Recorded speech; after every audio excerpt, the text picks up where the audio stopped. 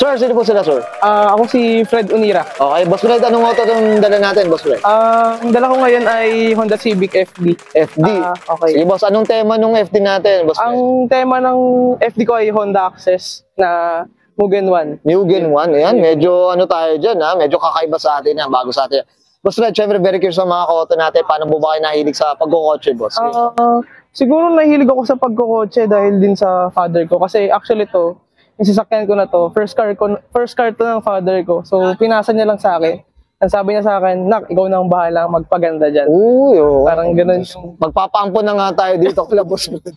Baka maamo na tayo ni dito.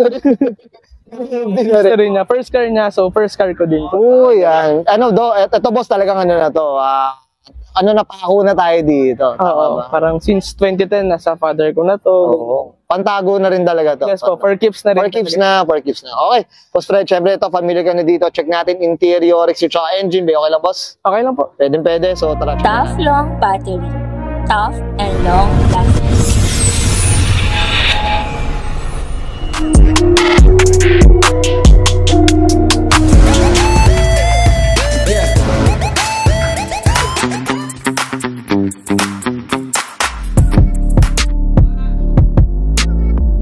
Okay, usapang interior tayo, Boss Fred. Ano meron dito, boss? Sige po. Sa interior, halos wala pa naman akong binabago. Ito, pinalitan ko lang to ng bagong shift knob, tapos bagong brake.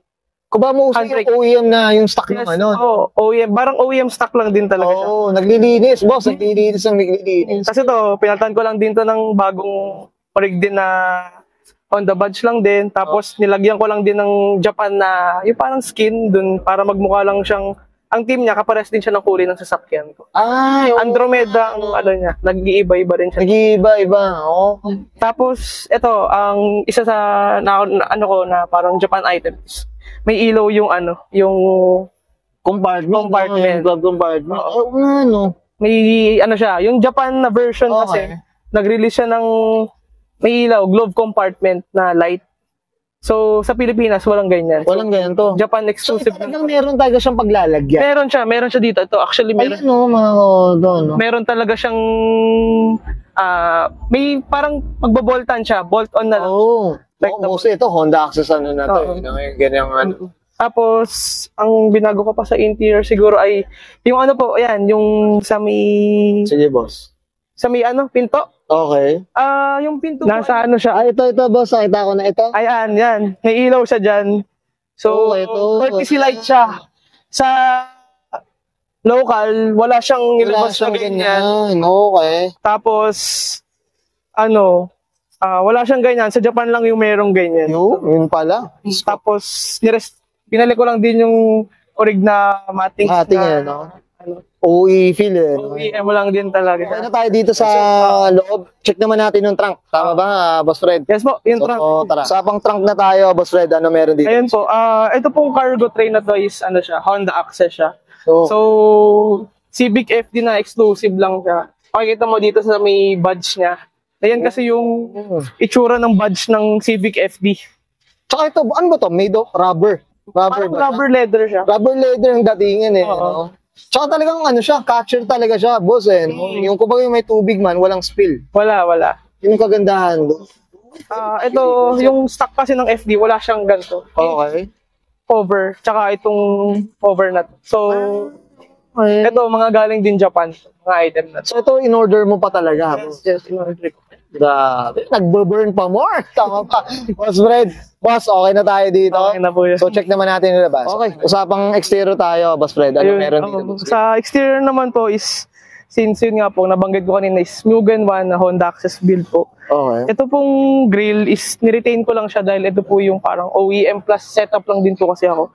So ito, nakuha ko siya ng brand new din. Kasi gusto ko nga siyang i-restore din Tapos ito pong chin ay Mugen na Honda Access po siya. Okay. So, ito order mo pa talaga to, boss? Actually, discontinued na siya. So, ang nangyari sa kanya is kasa pull out siya. So, natsambahan ko sa... May inabot ka dun. Ang pagkain trend dati. Tsambahan lang din talaga. Okay. Tapos itong fog lamp sa orig siya na Japan na Stanley. So, paano mo siya malalaman na original na study? Ano siya? Glass siya. Bubog siya.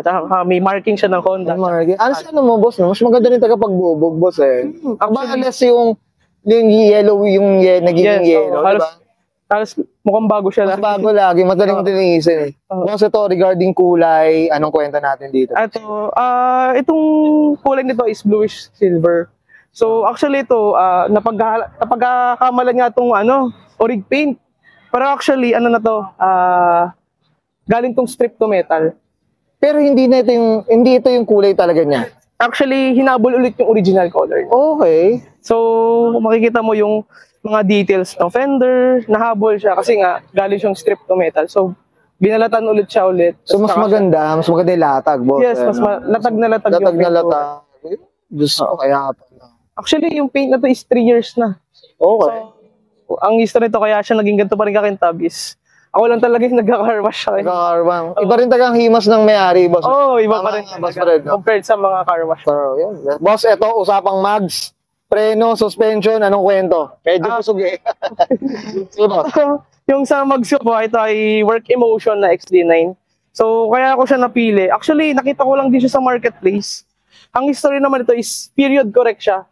Kasi yung the mag itself, yung date of production niya is 2007, which is ka-year model siya. Ka-year model, no? So, hindi ako nalalayo sa catalog niya. Kumbaga, parang as a whole siya, parang 2007 siya lahat. Tapos, eto, lug nuts, work din. Work Emotion din siya na lug nuts. Yun. So, yun po. Ito, preno natin, boss. Anong kwento natin dito sa preno? Itong preno ko naman ito ay AP Racing 9200 po. So, siya, talagang siya, 17 siya na mags. Okay. So, kinuha ko siya kasi bolt-on lang din siya sa FD. Okay. Kumbaga, specific na siya, wala nang modification. Plug and play na lang. Plug and play. Yan. Boss, ito suspension pala natin, boss Fred. Curious ako, boss, ha? Anong natin? Actually, yung suspension nito, sir, since ito nga is OEM plus and daily driven car ko din siya, ito ay stock shock lang with lowering spring lang po. Okay. So, yun po. Parang ang nangyari po sa kanya, pinitment ko lang siya. Maganda yung fitment eh, no? Saktuhan eh, no? Nagdagdag lang po ako ng spacers. Pag makita nyo po dito, ang kapal ng spacer. Boss, bigla ako dun, ha? Di ko, yun, ha? Naka-long stud na siya, actually. Pero maganda presentation, maganda lahat. Yun, yes it. Okay, boss, dito sa mga gilid, kwento dito sa mga gilid. Sige po. Ito pong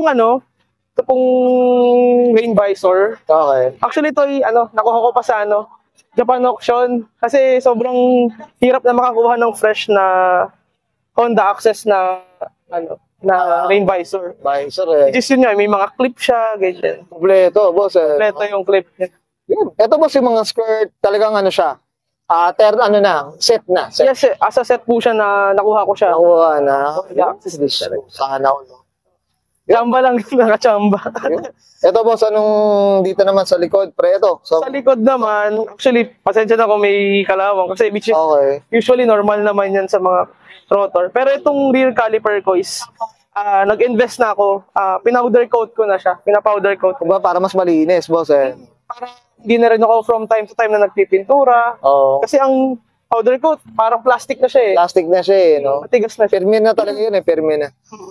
Boss, dito sa likod, ano meron dito? Sige po. Dito sa likod, ito po, may Honda Access din po ako na ducktail. Kaya napili ko tong Honda Access na ducktail kasi feeling ko parang common na yung yung mga wing. So, pinili ko na lang din since yung kit ko naman is Honda Access din.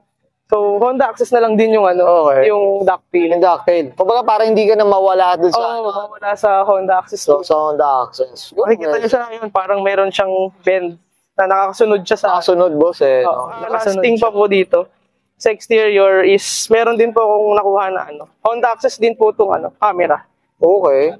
Itong buong po na to, molding na to, yung butas po dito. Actually, Honda Access po to kasi ito po yung mga nasa Type R. Okay. So, may paglalagay na siya ng camera? Yes po, camera and ilaw. Tapos, pre-MMC po siya kasi usually po, nang may mga ganito, nilabas po siya sa MMC na top of the line. Okay. Pero ang kinuha ko po is MMC, kaya wala po siyang button talaga dito. Yun, oo. Nalaman natin. Yun ang itatanong dapat natin. Po dito sa ano, Sige, yung sa exhaust ko naman po, ano siya, yung muffler ko po is ano, Hyper Medallion, Okay. Tanabe po. So, nakuha ko siya sa ano, OG member din po ng JDMU. Okay. So, makikita niyo po siya, since yung kit po kasi ng Mugen is, yung exit po nung exhaust is medyo bend siya. Okay. So, natsambahan na yung nakuha kong exhaust is center yung pagkakalagay ng tip niya, na naka-angle siya sa left tip.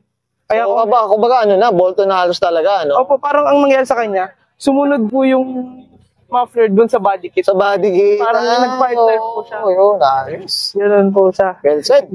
Boss Fred, okay na boss? Dito Okay na sa po. exterior, usapang makina, check natin boss. Okay lang? So, Okay na po. usapang engine bay tayo, boss Fred, ano meron dito boss? Sige po.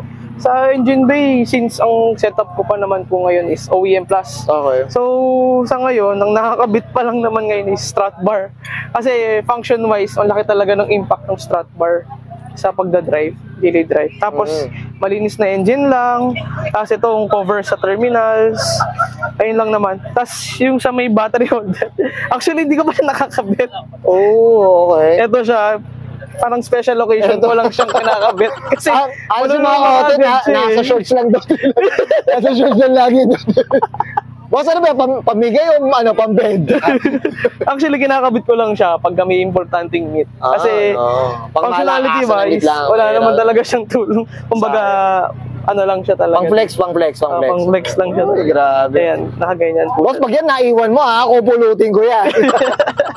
Boss, ito, regarding maintenance, syempre yung ano niya, yung gas consumption natin, kamusta naman boss? Sige. Sa gas consumption naman po, actually yung FD po, tipid naman po siya pagka hindi mo binibirit. Okay. Actually, nag-average ako sa FD ko ng 9 to 10 kilometers per Oo, pwede na rin. Kumbaga, depende sa tapak mo na lang din. Yes, depende na lang din talaga sa Yun. tapak. Well said. Boss Red, okay na tayo dito sa makina, boss? Okay na po. Yan, okay yan guys, nakita natin interior, exterior, engine bay. Siyempre, usapang Mugen 1X. Honda Access inspired tayo dito kay Boss Fred Punira. Boss Fred, ano tayo? Siyempre, shout out na tayo, boss. Give go po. Siguro ang shoutout kasi yung mga friends ko nandito, si Aaron, si Lance Casio Photography. Tapos, syempre, di mo makakalimutan yung group ko ngayon. This is yung JDMU Underground. Tapos, siguro i-shoutout ko specifically si Sir Jerome ng JDMU kasi tinulungan niya ako recently ngayon sa muffler ko. Tapos, yung family ko din na nandiyan, parang sinusuportahan din naman ako sa passion ko ngayon. Yan, yan importante, boss. Siyempre. Siyempre, up din tayo sa JDMU, boss. Siyempre, update tayo. Tapos, makakataon na dyan. Okay, Boss Fred, okay na, boss? Okay na po. Okay, so guys, Brian Gran and Sir Fred Unira, pasa ng 2006. Usapang Honda Civic FD, usapang 1.8V. Variant, mga koto. Mugen 1X Honda Access inspired tayo. And this is Auto Culture.